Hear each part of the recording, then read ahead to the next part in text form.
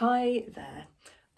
I recently took on a new runner and she mentioned that she'd had a coach before and there were a couple of things that he did that made things a little bit more challenging for her. And one of them was insisting she did her long run on a Sunday, even though that didn't really work for her and her life. And the other one was insisting that certain sessions were done on certain weekdays, which again didn't really fit into her quite fluid and flexible schedule. So I thought I'd do this video today to say that there is no physiological reason why the training has to be programmed on a week basis. And there is also no reason why long runs have to be on a particular day of the week. It tends to be that a lot of the sort of free download training plans you might find on the internet go on a weekly sort of cycle.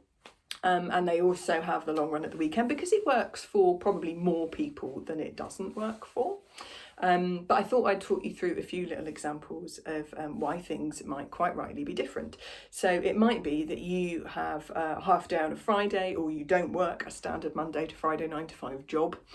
So doing your long run on a different day of the week is best, and that is absolutely fine. As I said, there is no more training benefit for doing your long run at the weekend than there is any other day of the week. Also, you can, move sessions around each week. For some people, it's nice to get into the habit of your running, for example, Tuesday, Thursday, Saturday, Sunday, and that's fine. But for other people whose lives and jobs and family commitments and life commitments mean that you need a more flexible schedule, there's absolutely nothing wrong with moving sessions around within the week.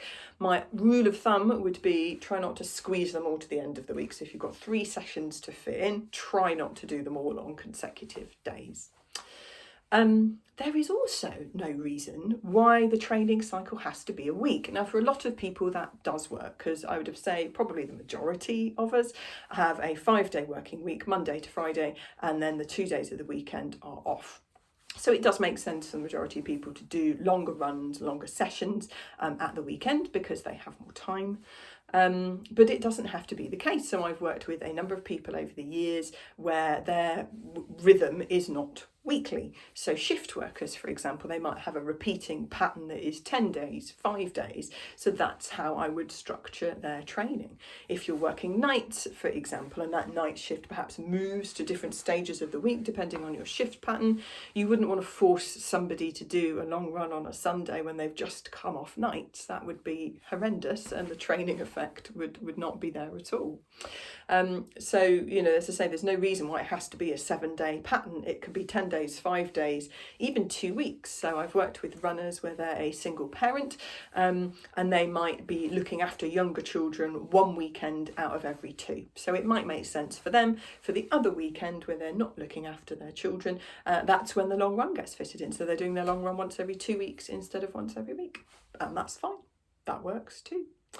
So I guess it's to allay people's fears. A lot of people think that they should be kind of trying to change their life and force it into this kind of rigid pattern to a training plan, and that absolutely does not have to be the case.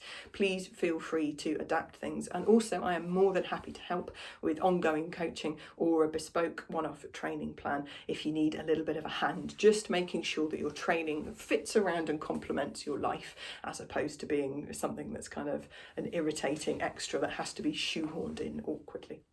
Hope that's useful.